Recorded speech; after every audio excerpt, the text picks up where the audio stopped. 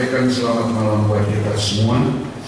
Kiranya kasih Kristus akan menolong, menyertai dan memberkati kita dari mulai kita mendengarkan firman Tuhan sampai kita datang dalam doa penyembahan kepada Tuhan. Salam sejahtera bagi saudara-saudara semua di dalam nama Tuhan Yesus Kristus. Juga saya sampaikan salam ini kepada saudara-saudara kita yang kemudian nanti bisa mengikuti, mengakses pemberitaan firman lewat internet, lewat YouTube, dimanapun sudah berada. Tuhan menyertai, Tuhan menolong dan memberkati saudara-saudara semua. Puji Tuhan. Kita kembali kepada Efesus pasal yang ketiga, ayat 1 sampai ayat yang ke-6. Kita masih bicara dari hal rahasia Injil yang dibukakan kepada bangsa-bangsa kafir, rahasia yang berabad-abad lamanya tertutup, ya, berabad-abad lamanya tertutup, tapi yang kemudian setelah di zaman akhir ini dinyatakan kepada kita bangsa kafir, dibukakan kepada nabi-nabi dan rasul-rasulnya yang kudus, dengan tujuan supaya bangsa kafir itu pada ayat 6 Efesus 3 bisa menjadi ahli waris. Itu yang pertama. Yang kedua, dengan pembukaan rahasia firman, bangsa kafir yang percaya itu dapat menjadi anggota dari tubuh Kristus, yang menjadi anggota, masuk menjadi anggota tubuh Kristus atau masuk dalam pekerjaan pembangunan tubuh Kristus, pembangunan tabernakel yang rohani. Yang ketiga, dengan pembukaan rahasia itu bangsa kafir diberi kesempatan untuk menjadi peserta dalam janji yang diberikan oleh Allah di dalam Kristus Yesus. Ya, itu tiga hal yang sangat penting bagi kita semua.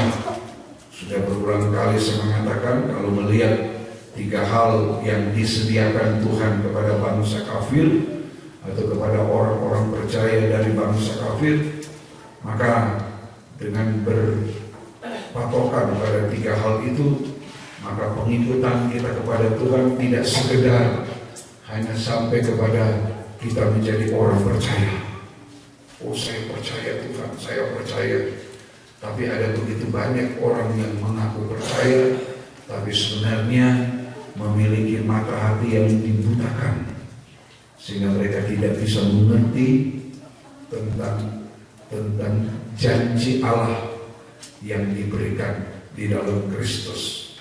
Mereka tidak bisa mengerti, tidak bisa melihat bahwa bangsa kafir atau orang percaya dari bangsa kafir lewat firman yang dibukakan itu diberi kesempatan menjadi ahli waris. Dia diberi kesempatan untuk masuk dalam pembangunan tubuh Kristus. Ada begitu banyak orang percaya yang tidak menyadari ini. Rasul Paulus mengatakan karena mata hati mereka dibutakan,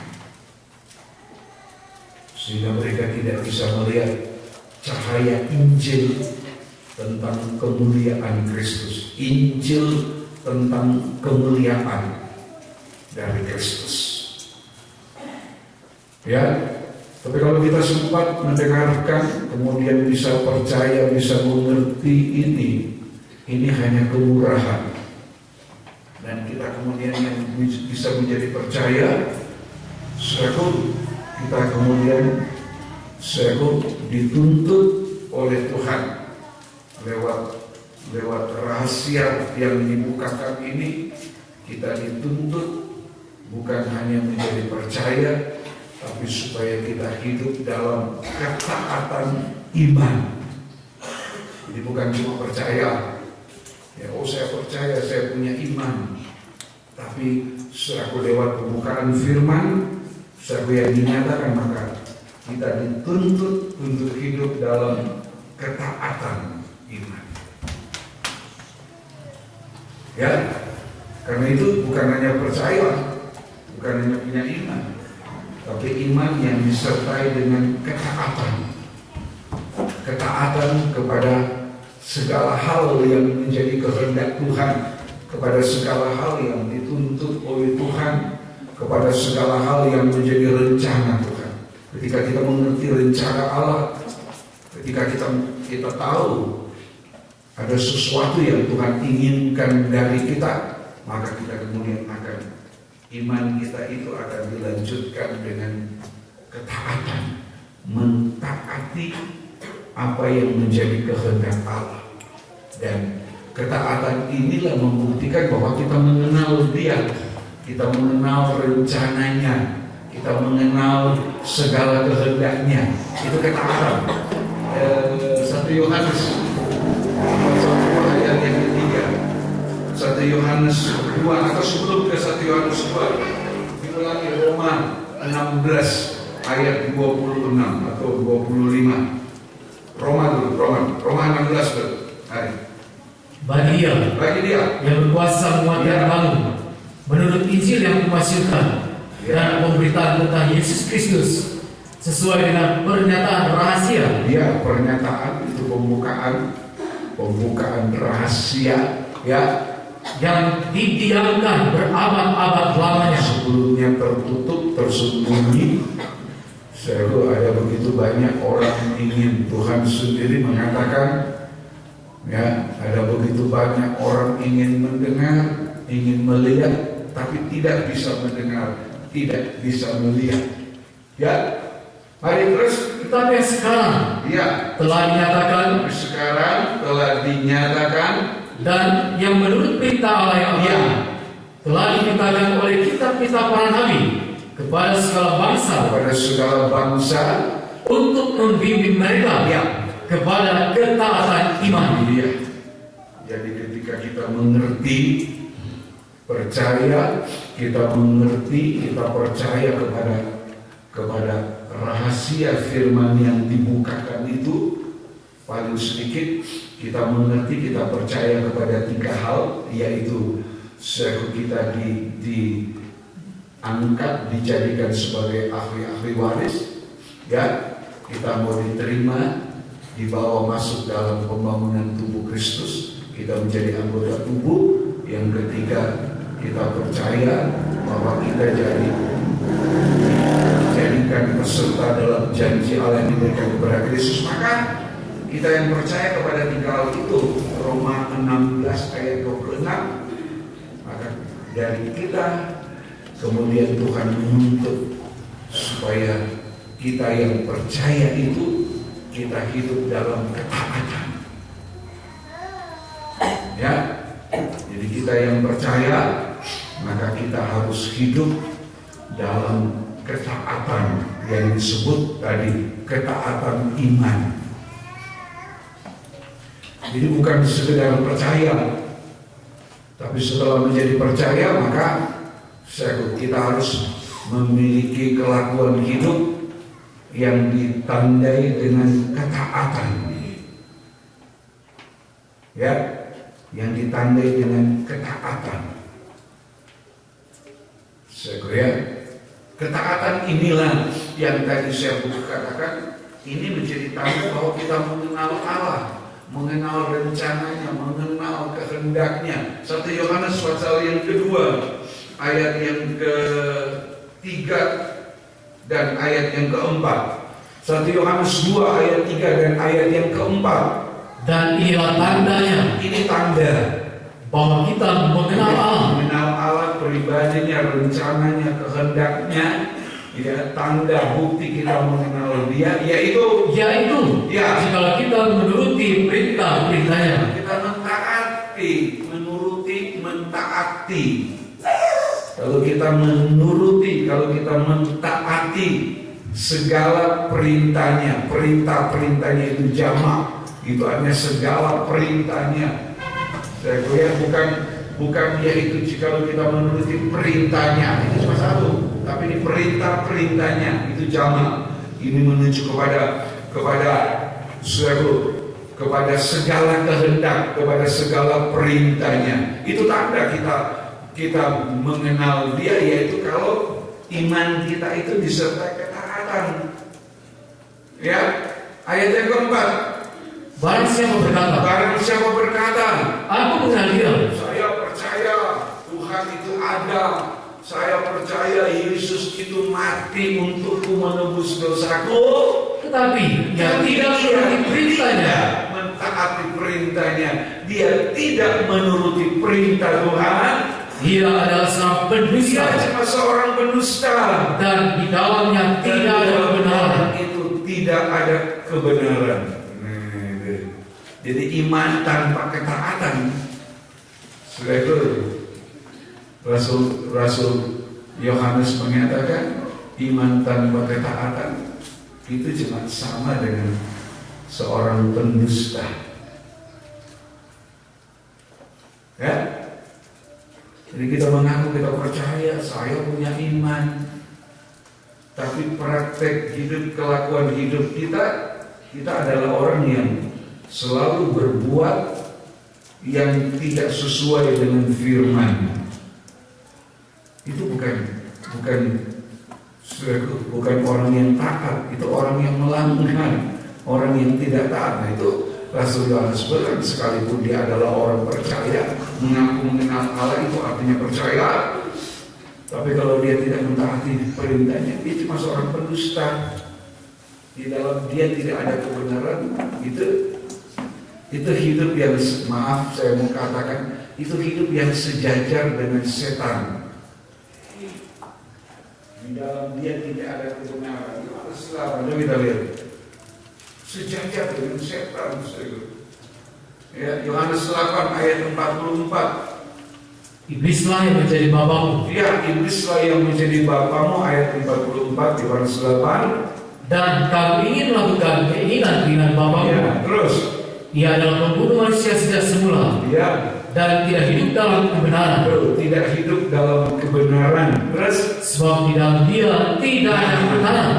Di dalam dia tidak ada kebenaran. Coba ke 1 Yohanes 2 tadi, ayat 4, taruh tanda ya. 1 Yohanes, kita lihat, karena ini ayat mengatakan begini, ya, iblis tidak hidup dalam kebenaran, dan di dalam dia tidak ada kebenaran. Itu kan? Barang siapa berkata, aku mengenal dia, tetapi ia tidak menuruti perintahnya. Dia tidak menuruti perintahnya. Ia adalah seorang pendusta. Dia cuma seorang pendusta. Dan di dalamnya tidak ada kebenaran. Di dalam dia tidak ada kebenaran. Di dalam orang yang mengaku, bukan cuma sekedar mengaku tahu Tuhan, tapi mengenal Tuhan.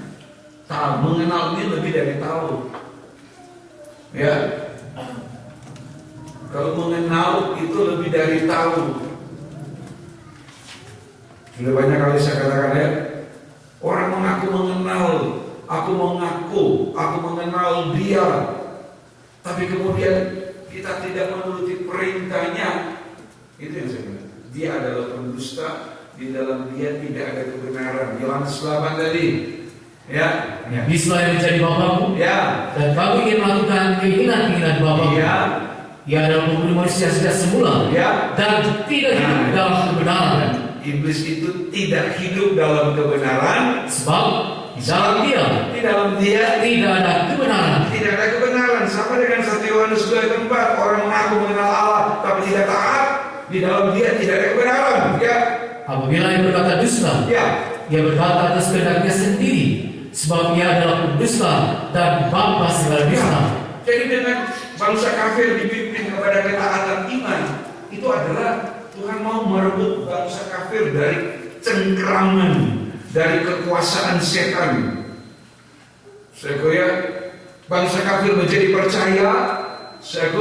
Kalau percaya, saya sudah banyak kali mengatakan, kalau kita cuma percaya, itu hidup itu masih sama, masih sejajar dengan setan. Yakobus 2 mengatakan begitu. Kita percaya Allah itu satu, iblis juga percaya. Nah, kenapa mesti ada ketaatan iman? Supaya kita direbut dari cengkeraman, dari kekuasaan setan. Yang membedakan kita dengan setan adalah, persamaan kita dengan setan adalah sama-sama percaya. Kita percaya Ya, iblis kok percaya, sama kan? Yang bikin orang ini beda adalah kalau kita mentaati kehendak Allah. Sementara iblis dia tidak bisa mentaati kehendak Allah. Pekerjaan iblis itu selalu mengganggu, merongrong, mengacaukan, menghalangi, merusak pekerjaan Allah, kebenaran Allah. Iblis datang pakai firman, tapi firman kebenarannya yang diputar balikan. Nah itu pekerjaan iblis. Ya, dia tidak bisa taat pada kebenaran. Kenapa? Karena memang iblis tidak bisa lagi mentaati kebenaran. Iblis tidak bisa hidup dalam kebenaran. Dia adalah roh. Dia tidak ada tubuh. Dia roh. Sementara kita punya tubuh. Dengan tubuh inilah kita kemudian melakukan kehendak Allah. Dengan tubuh ini kemudian kita mentaati perintah-perintahnya, perintah Tuhan. Itu yang membedakan kita. Karena itu Roma 16 ayat 26, lewat firman yang dibuka kita dibimbing, dituntun, digembalakan untuk menjadi orang yang hidup dalam ketaatan iman. Itu adalah untuk merebut hidup kita dari kekuasaannya setan, dari cengkeraman setan. Ya, saya itu yang membedakan kita. Kalau tidak semua percaya, 1 Yohanes 2 tadi, mengaku mengenal Allah tapi tidak mentaati perintahnya, kita tidak punya kebenaran. Kita tidak hidup dalam kebenaran. Kalau kebaktian studi, di dalam kita tidak ada kebenaran, mengaku mengenal Allah tapi tidak mentaati, itu artinya di dalam kita tidak ada kebenaran. Kebaktian Bible studi itu keadaan manusia pertama setelah jatuh dalam dosa sekuler, yaitu hidup itu kosong. Ingat ya? Bible studi barusan kita masih bicara tentang hidup yang kosong. Nah, kehidupan yang kosong, orang percaya tapi tidak hidup dalam ketaatan iman. Hidup yang kosong ini akan lebih digunakan, dimanfaatkan oleh setan. Kalau kosong, Matius, kita lihat keadaan kosongnya kita periksa lagi di dalam kebaktian studi. Injil Matius pasal yang ke-12. Ya. Ayat 43 mulai. Jadi kita lihat, itu keadaan kosong tanpa kebenaran. Ya, sekalipun bisa melayani, bisa melakukan seperti Matius 7, mengadakan mujizat, bernubuat dan lain sebagainya, tapi kalau kosong. Apabila roh jahat keluar dari manusia. Apabila roh jahat keluar dari manusia, karena itu orang percaya, orang itu bertobat. Ya. Orang berdosa itu orang yang dikuasai oleh roh jahat, orang yang dipengaruhi, dirasuk oleh roh jahat. Tapi kalau orang itu bertobat, percaya dan bertobat, maka roh jahat itu keluar dari orang itu. Ya, ia pun mengembara ke tempat-tempat yang tandus mencari perhatian, tetapi yang tidak mendapatnya. Ya, lalu ia berkata, aku akan kembali ke rumah yang telah kutinggalkan itu. Aku akan kembali ke rumah yang telah kutinggalkan itu. Maka pergilah ia, dan mendapati rumah itu kosong, bersih tersapu dan rapi teratur. Ketika dia kembali, ternyata rumah itu masih kosong, tetap kosong. Walaupun sudah tersapu dan terhias. Terhias itu artinya punya karunia. Matius 7, kami mengusir setan demi namamu, kami bernubuat demi namamu, kami mengadakan mujizat demi namamu. Tapi kemudian Tuhan bilang, aku berterus terang, aku tidak kenal kamu, penyaklah kamu para pembuat kejahatan. kosong dari kebenaran, yang dilakukan bukan praktek dari iman. Dia kosong. Ini bahaya saudara. Karena itu iman kita jangan cuma, oh saya punya iman, ya buktikan kalau punya iman. Saya senang orang mengatakan, saya punya iman, bagus. Punya iman itu tidak kelihatan. Saya punya iman, dia saya. Siapa yang bisa lihat kamu punya iman? Ada yang bisa lihat kamu punya iman? Orang akan lihat dia punya iman ketika dia melakukan kebenaran, mempraktekkan. Ketika kelakuan hidupnya itu adalah sesuai dengan kebenaran. Oh iya, memang dia orang beriman. Siapa? Lihat kelakuan hidupnya, mempraktekkan iman, mempraktekkan kebenaran. Kalau tidak, kalau kosong, sekalipun punya karunia, kelihatan bagus, hidupnya bagus, punya karunia, ya. Lalu ia keluar, Ya, dan mengajak 7 roh lain. ya, supaya kita tahu kita selalu dimonitor oleh setan. Ya, iblis selalu memonitor, dia selalu mengintip. Setiap kali dia berusaha kembali, dia datang lihat. Karena sudah tinggalkan hidup itu mengembara dan dapat tempat perhentian. Coba lagi lihat, wah, rumah itu bersih, terhias, tapi kosong. Itu kan dia monitor hidup. Dia memeriksa, dia mengikuti, lihat kosong dia keluar lagi. Nah, dia keluar kemudian dan mengajak ya 7 roh lain yang lebih jahat daripadanya. dia lebih jahat dari dia. Mungkin roh jahat yang pertama ini jahatnya orang luar biasa jahat orang itu. Tapi yang dia ajak 7 roh lain yang lebih jahat daripada dia. Ya terus. Dan mereka masuk dan berdiam di situ. Nah, karena kosong kan, mereka masuk dan berdiam di situ. Maka akhirnya keadaan orang itu lebih buruk daripada keadaan yang semula. Demikian juga akan berlaku atas angkatan yang jahat ini. Ya, ini orang percaya. Ya,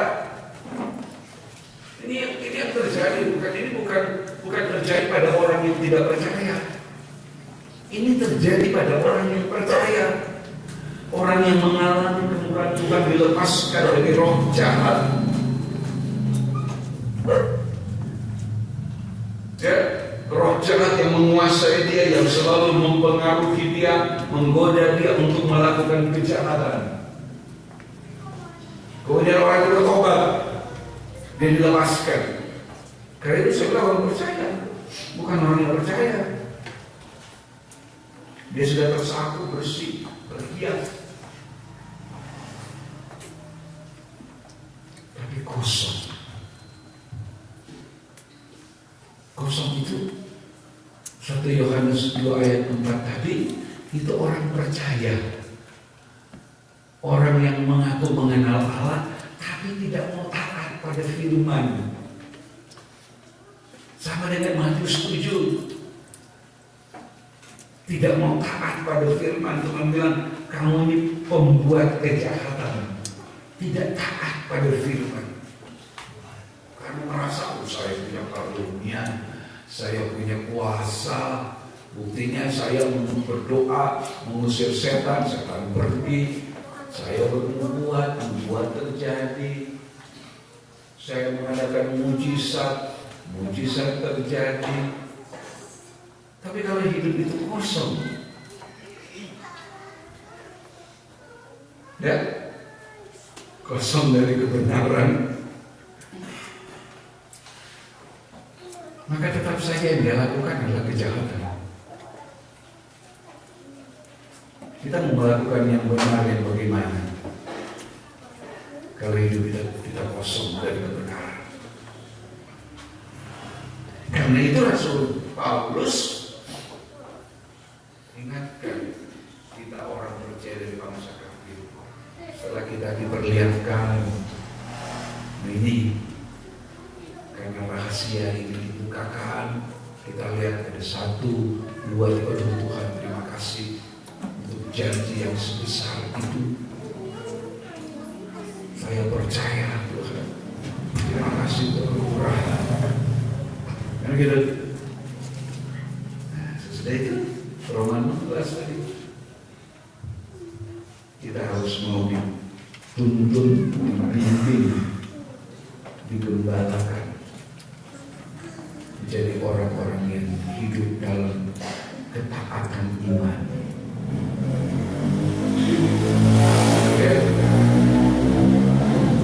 Ini yang akan membawa kita, ketaatan iman ini akan membawa kita untuk memiliki, menerima 3 hal tadi: menjadi ahli waris, menjadi anggota tubuh, menjadi peserta dalam janji yang diberikan Allah kepada Kristus. Karena ketaatan iman. Nah, minggu lalu kita sudah lihat hasil dari ketaatan iman. Yang pertama dibaca ulang saja, Roma 15 ayat 16 ya. Roma, hasil dari ketaatan iman itu yang pertama kita lihat Roma 15 ayat 16. Yaitu bahwa aku boleh menjadi pelayan Kristus Yesus bagi bangsa-bangsa bukan Yahudi dalam pelayanan pemberitaan Injil Allah, supaya bangsa-bangsa bukan Yahudi dapat diterima oleh Allah sebagai persembahan yang berkenan kepadanya, yang disucikan oleh Roh Kudus. Hasil dari ketaatan iman yang pertama, Roma 15 ayat 16, bangsa kafir, orang percaya dari bangsa kafir itu dapat menjadi persembahan yang berkenan kepada Allah, yang disucikan oleh Roh Kudus. Itu hasil dari ketaatan iman. Kita bangsa kafir yang percaya, kita boleh menjadi persembahan yang menyenangkan Tuhan. Persembahan yang menyenangkan itu adalah persembahan hasil disucikan oleh Roh Kudus. Kenapa di sini menggunakan kalimat disucikan oleh Roh Kudus? Biasa kita dengar disucikan oleh firman, disucikan oleh darahnya, tapi ini disucikan oleh Roh Kudus. Bangsa kafir dapat menjadi persembahan yang berkenan kepada Allah, sesuatu yang dinantikan Allah, persembahan yang berkenan. Dan persembahan yang berkenan itu adalah persembahan yang disucikan, karena disucikan oleh Roh Kudus. Kenapa Rasul Paulus menggunakan istilah disucikan oleh Roh Kudus? Mari kita lihat. Ya, ini bukan istilah, bukan sekedar istilah. Ya, bukan saja. Rasul Paulus menggunakan istilah itu ada tujuannya. Saya itu ada tujuannya. Yohanes 16.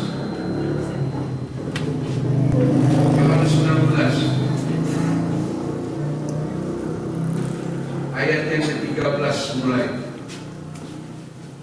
Yohanes 16 ayat 13. Tetapi apabila Ia datang, yaitu Roh kebenaran, Ia akan memimpin kamu dalam seluruh kebenaran. Sebab Ia tidak akan berkata-kata dari dirinya sendiri, tetapi segala sesuatu yang didengarnya, itulah yang akan dikatakannya. Dan Ia akan memberitakan kepadamu hal-hal yang akan datang. Terus, Ia akan memuliakan aku, sebab Ia akan memberitakan kepadamu apa yang diterimanya daripadaku. Segala sesuatu yang Bapa punya adalah aku punya. Sebab itu aku berkata, Ia akan memberitakan kepadamu apa yang diterimanya daripadaku.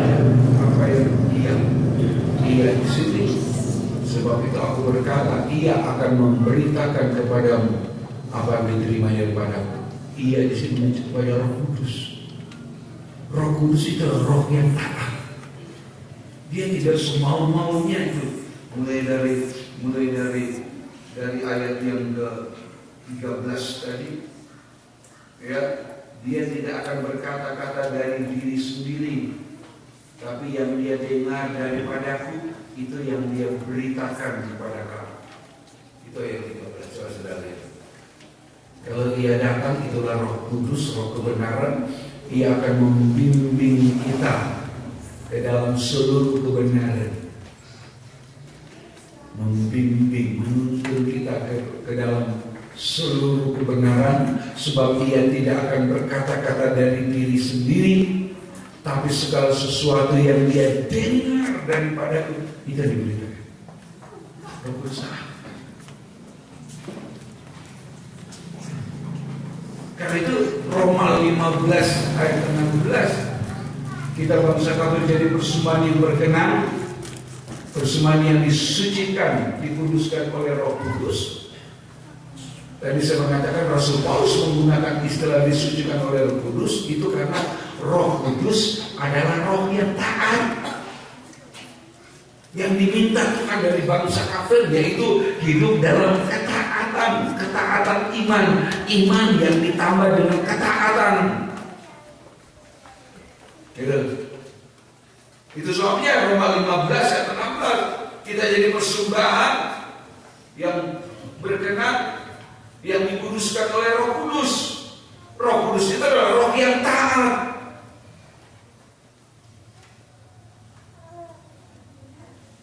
Gitu. Ya.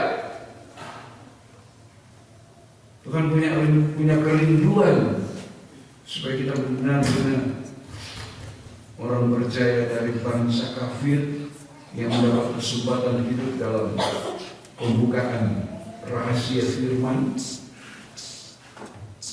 bukan sekedar percaya, tapi pembukaan rahasia firman itu menuntun kita menjadi orang yang percaya, yang hidup dalam ketaatan. Itu menjadi tanda bukti bahwa kita kenal Allah.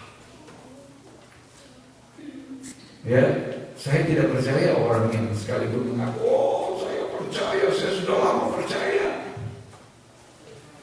Tapi kalau kelakuan hidupnya tidak ditandai dengan ketaatan kepada kebenaran, itu adalah orang yang tidak mengenal Tuhan. Ya, itu orang tidak mengenal Tuhan.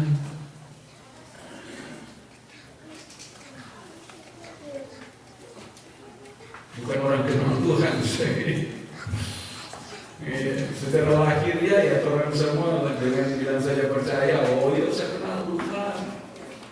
Kalau saya nanti dulu, apa bukti kamu kenal Tuhan?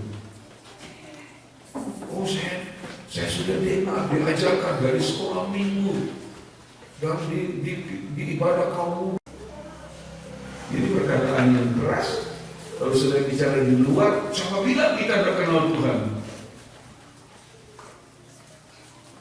Ya, semua orang Kristen akan mengaku, oh kita kenal Tuhan.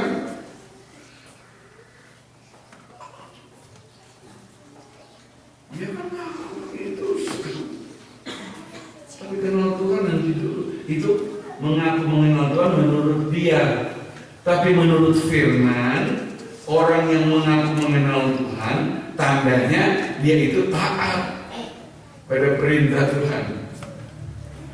Di luar itu pengenalan menurut akal, pengenalan menurut manusia. Ya, Yohanes Pembaptis pengenalannya kepada Tuhan.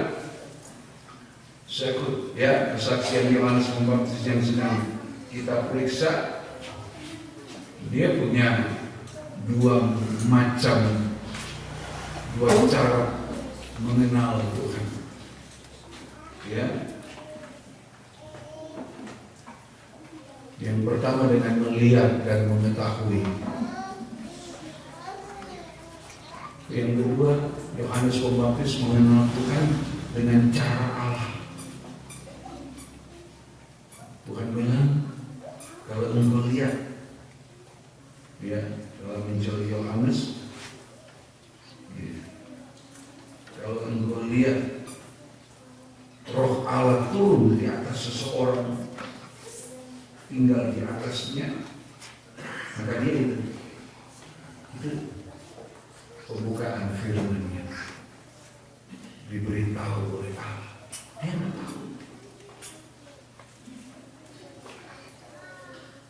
Kita sekarang riset studi itu. Yohanes 1. Supaya kita tahu mengenal yang benar itu bagaimana. Yohanes 1 ayat 31 dan 32. Dan aku sendiri pun mula-mula tidak mengenal dia. Aku sendiri juga mula-mula tidak mengenal dia.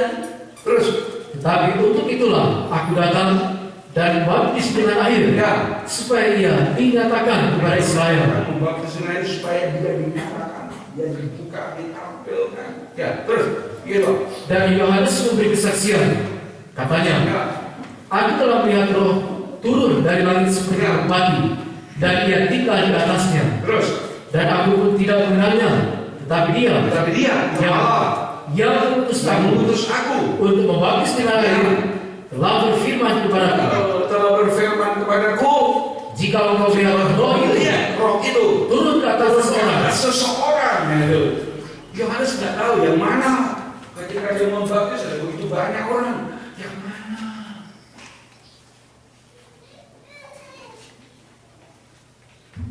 Kalau di cerita-cerita sinetron, kamu ketemu sama bekas pacarmu, pada tanda kalau kita akan pakai ini, nanti kita berdiri di muka ini, tapi nah itu kan.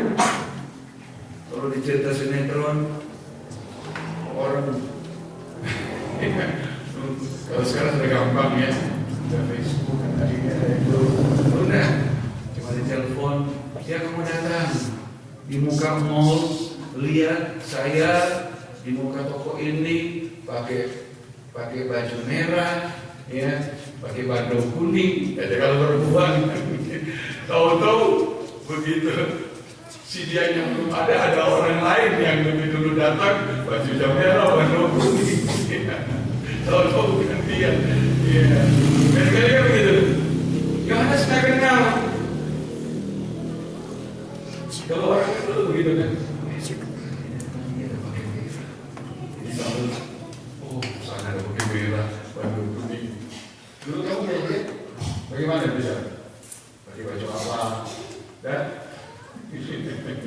kan langsung tahu tuh, begitu. Sudah lah, nggak usah bahas itu. Nah, kalau engkau lihat Roh itu turun ke atas seseorang dan tinggal atasnya, dialah itu yang akan membaptis dengan Roh Kudus. Jadi Yohanes tinggal lihat ada Roh Kudus turun, tinggal oh dia itu Yohanes mengenal dengan cara Allah lewat permukaan rahasia. Itu juga yang Tuhan beri kepada kita, bangsa kafir di zaman akhir. Ya, tapi kita sebagai tanda bahwa kita mengenal Dia, makanya 1 Yohanes 2 tadi bilang bukti supaya jangan asal ngaku-ngaku, oh saya kenal, oh saya tahu, supaya jangan sekedar jadi orang Kristen yang ikut-ikut mengaku mengenal. Maka orang yang mengaku mengenal Allah, tandanya adalah orang itu adalah orang yang hidup dalam ketaatan. Dia punya iman, imannya ditambah dengan ketaatan kepada kehendak Allah. Gitu. Karena itu kalau baru mengaku punya iman, orang itu belum tentu mengenal Tuhan. Tahu Tuhan mungkin iya. Jadi tidak semua orang yang mengaku punya iman itu adalah orang yang mengenal Tuhan. Ya, nah, ya, ini tidak semua orang itu soal mau percaya. Nah, belum lahir, nah mau berapa sekarang?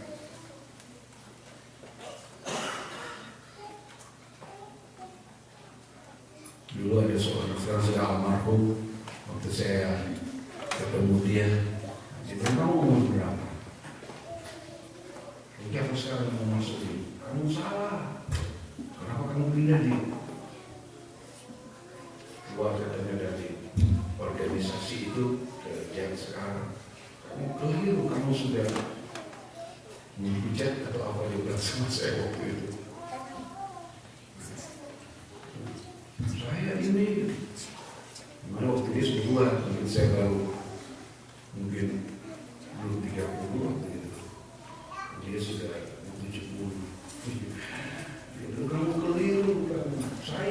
sudah lama percaya, kamu belum lahir. Kita ini, nanti om atau nanti opa ini, so percaya tuh.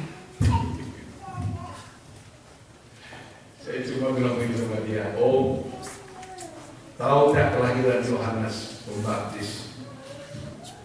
Waktu dia lahir, orang bilang musik senama Sakaria sama DP Papa. Tapi Tuhan udah bilang DP Papa, DP nama bukan Sakaria tapi Yohanes. Nama Yohanes tidak ada dalam keluarga Sakaria. Itu saya bilang. Baca kalau belum pernah baca. Saya tentang waktu pernah baca enggak? Waktu Yohanes Pembaptis lahir, diberitahu. Waktu DP mama sebelum mengandung dia dikasih tahu sama DP papa. Pernah baca kan? Kalau ikut silsilah, ikut tradisi, DP lahir kasih nama DP papa pakai nama. Tapi ternyata Tuhan tidak. Di situ dia diam, tidak banyak bicara. Memang lahir kita percaya. Yaitu orang Kristen bermodalkan merasa sudah percaya, tapi yang ditahu DP percaya itu cuma percaya turunan, karena DP mama DP papa juga percaya. Oh ya kita juga percaya, tapi percaya cuma di mulut. Percaya itu harus disertai dengan ketaatan. Dan ketaatan itu membuktikan bahwa kita adalah orang yang mengenal Tuhan. Nah, disucikan oleh Roh Kudus. Sudah masih ingat saya yang belum mengingatkan ini. Sebagai orang yang disucikan oleh Roh Kudus itu kan ada tandanya. 1 Petrus pasal 1 ayat 2. Kita bangsa kafir jadi persembahan yang berkenan karena dikuduskan oleh Roh Kudus, Roh yang taat. Ya, tanda dari kehidupan yang dikuduskan oleh Roh Kudus. 1 Petrus 1 ayat 2.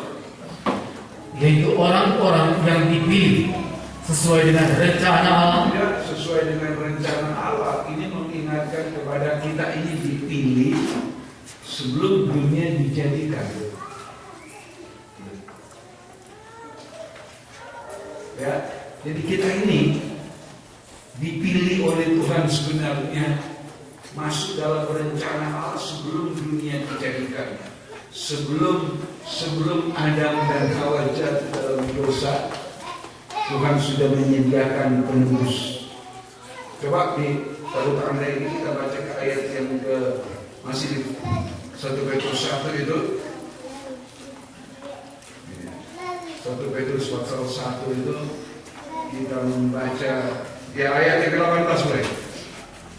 Sebab kamu tahu bahwa kamu telah ditebus dari cara hidup yang sia-sia yang kamu warisi dari nenek moyang itu, bukan dengan barang yang fana, bukan pula dengan perak atau emas, melainkan dengan darah yang mahal, yaitu darah Kristus, yang sama seperti darah anak domba yang tak bernoda dan tak bercacat, yang telah dipilih sebelum dia dijadikan. Itulah Yesus dipilih sebelum dia dijadikan. Tapi karena kamu, tapi karena kita, dia baru menyatakan dirinya pada zaman akhir. Iya, dia baru menyatakan diri pada zaman akhir. Dia sudah disediakan, dipilih seperti kita. Karena itu ketika dia datang, dia mengerjakan penebusan untuk orang-orang yang jatuh dalam dosa. Karena Tuhan sudah ada rencana. Sehingga Tuhan punya rencana untuk setiap kehidupan kita, saudara.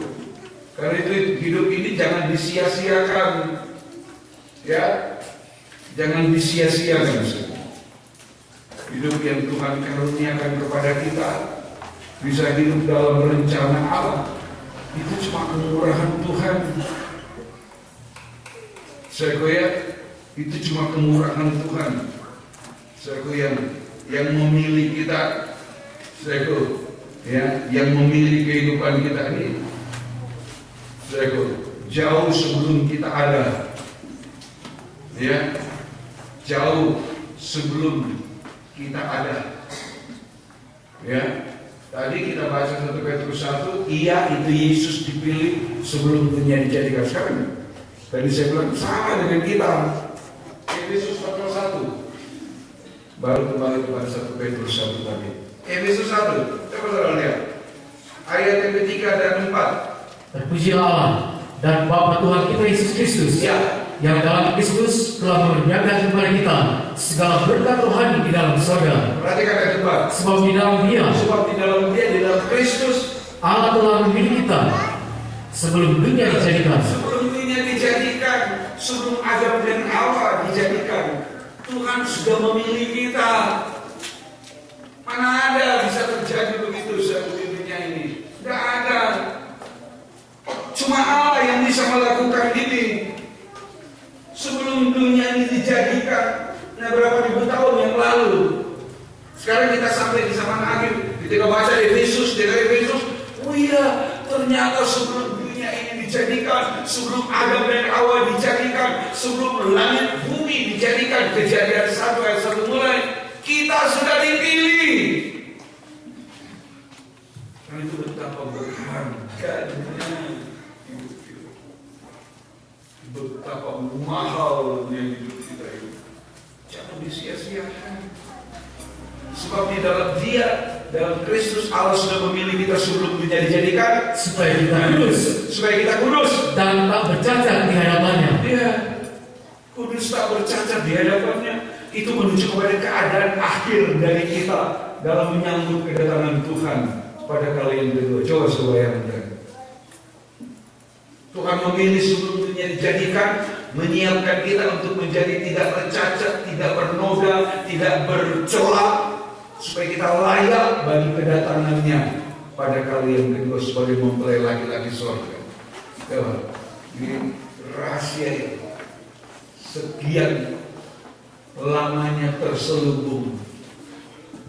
Ya, mana ada orang yang memilih sebelum dijadikan? Cuma Allah yang bisa melakukan. Ya, cuma Allah. Ribuan tahun yang lalu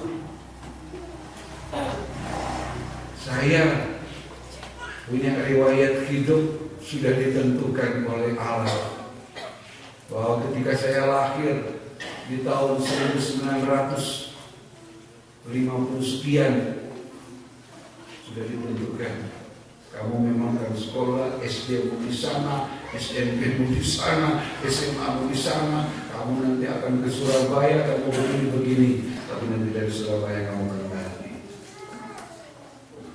Siapa yang tahu? Itu rahasia. Tapi baru kita mengerti ketika ternyata begini.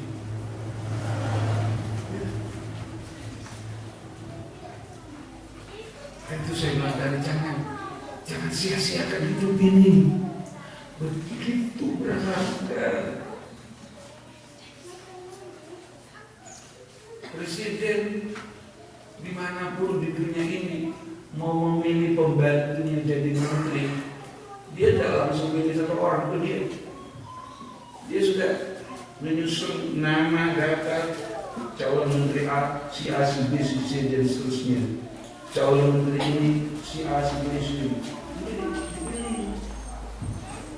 Karena dia sudah lihat, oh ya, kalau untuk menteri di bidang A ini punya kemampuan, ini punya kemampuan, dari antara 5 orang umpamanya, oh ini si A yang paling tepat, yang angkat dulu, dipilih.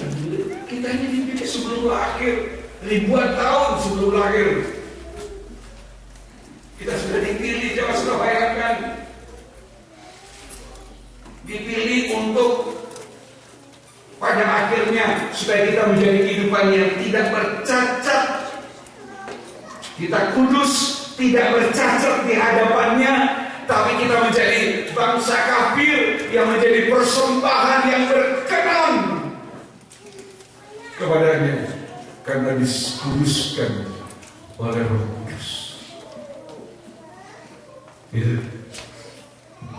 Nah, tadi saya bilang ada dari kehidupan dikuduskan oleh Roh Kudus. 1 Petrus 1 tadi ayat yang kedua, yaitu orang-orang yang dipilih. Orang-orang yang dipilih, saya ulangi, yang dipilih ini dipilih sebelum dunia dijadikan, ya, sesuai dengan rencana Allah bagi kita yang dikuduskan oleh Roh, ya, supaya taat kepada Yesus Kristus, taat kepada Yesus Kristus dan menerima percikan darahnya. Kita menerima percikan darahnya. Kiranya kasih karunia dan damai sejahtera makin melimpah atas kamu. Jadi kalau kita tahu malam ini, kita tahu bahwa kita ini sudah dipilih sesuai dengan rencana Allah sebelum dunia dijadikan, maka ayo coba berpegang pada 1 Petrus 1:2. Ya, kita harus jadi orang yang taat pada Yesus Kristus. Kita harus jadi orang yang mau menerima tanda percikan darahnya, yaitu ketika kita diizinkan harus menderita, tapi bukan karena berbuat dosa, tapi karena kehendak Allah. Tuhan ingin kita ambil bagian dalam susah penderitaan Kristus, tapi bukan karena berbuat dosa. Jangan kaget kalau kita tahu, iya Tuhan, terima kasih karena rencanamu, Engkau sudah memilih saya sebelum di dunia dijadikan. Maka dua hal tadi, ya, kita menjadi kehidupan ini berkenan karena dikuduskan oleh Roh Kudus, maka tandanya dua kali. Satu, kita harus taat pada Yesus. Yang kedua, kita harus menerima, rela menerima percikan darah. Sehingga jadi jangan menolak. Kalau Tuhan izinkan harus mengalami percikan darah. Yang lalu kita masih periksa Rasul Paulus bilang, atau Selasa waktu studi yang masih dengar bagaimana Rasul Paulus dia rela menderita karena jabatan sebagai pemberita dalam 2 Timotius ayat 2 Timotius ayat berapa itu? Karena jabatan ini, ya, ayat 10, 11, 12, 2 Timotius 1.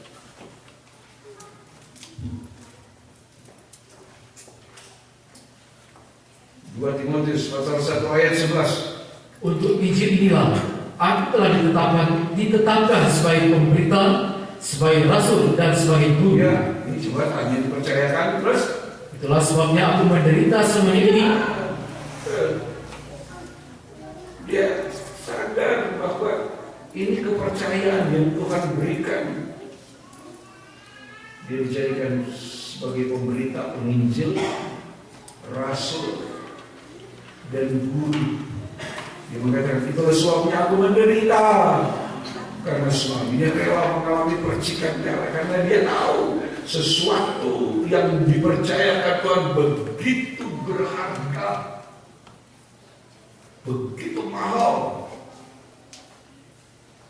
Dia bukan diangkat jadi rasul oleh karena manusia. Oh ya, kita angkat seperti dalam jabatan pendeta di musyawarah besar, di Mubes, ya, diangkat.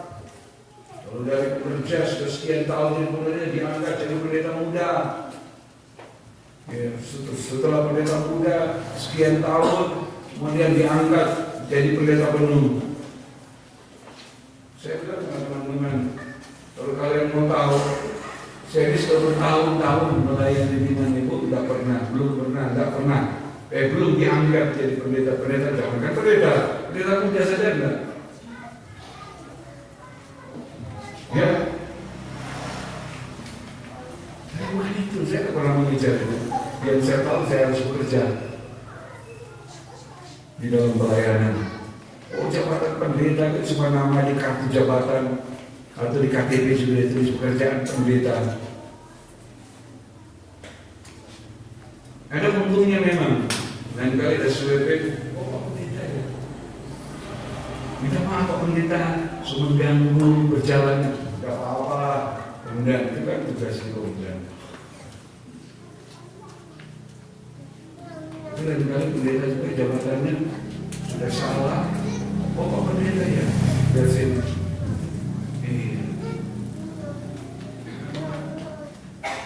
Lampu sini tidak nyala.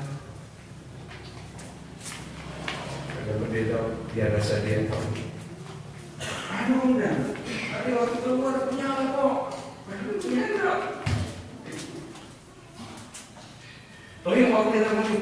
Maaf nanti tolong dari bengkel diperbaiki. Ya memang lampu sini selama menyala. Maka gara-gara dia belum pendeta ya, polisi kasih juga masih. Oh iya pendeta. Lain kali begitu. Itu lain kali itu jabatan disalahgunakan.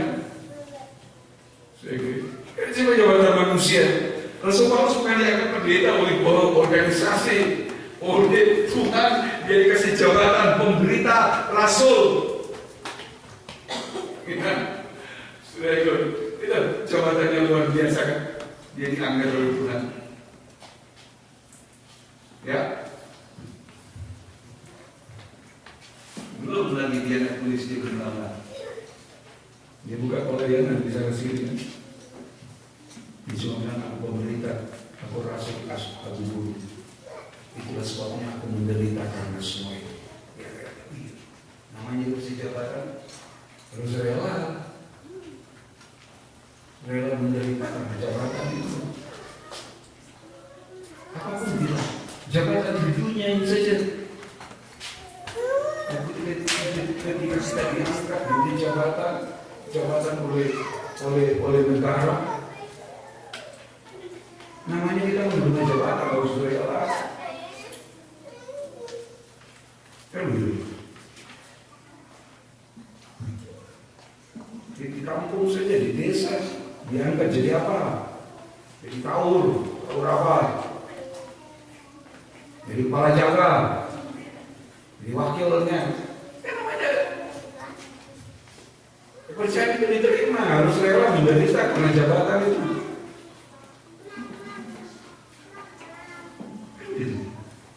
Itu betul.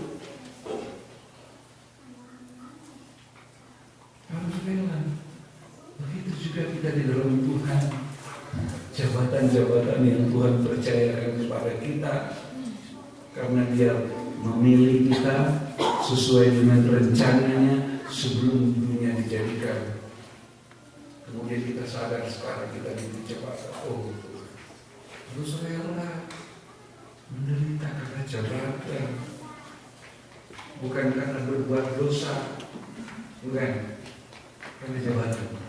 Itu adalah. Terus, tetapi aku tidak malu. Dia tidak malu kan?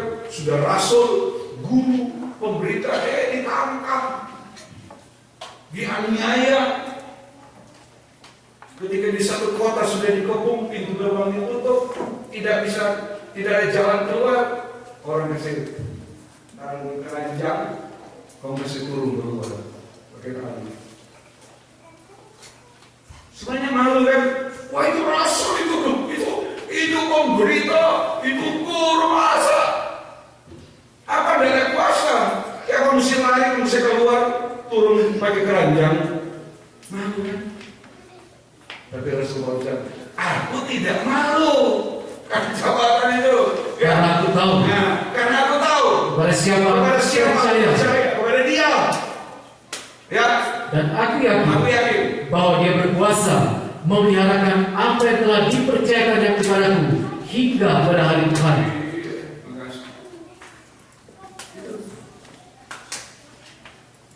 Kita juga begitu. Kemurahan Tuhan. Cuma kami kemurahan. Sebagai apapun kita di dalam jemaat, kita rasakan. Saya percaya kita semua dikasih sesuatu yang kita tahu. Ini kepercayaan yang Tuhan berikan kepada saya.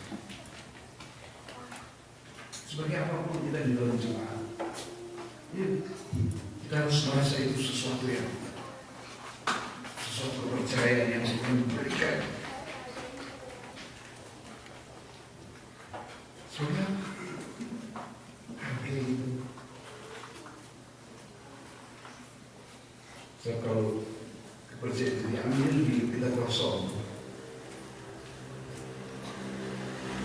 Kosong dari jabatan.